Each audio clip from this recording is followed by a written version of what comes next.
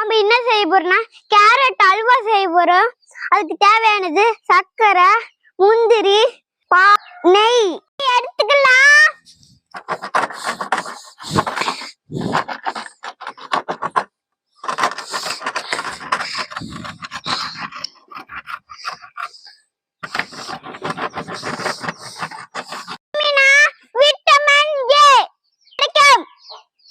இந்த கேரட் அல்வாக சீச்சி எடுத்தாச்சு.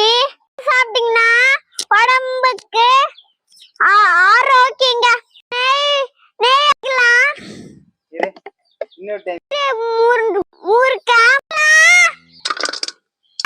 போட்டுக்கலாம்,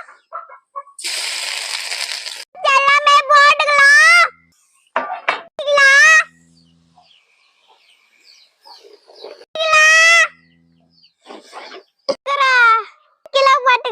அல்வா தாண்டு வந்துகிட்டு இருக்கே. கிண்டி கல்யாணனை காட்டுறேன்.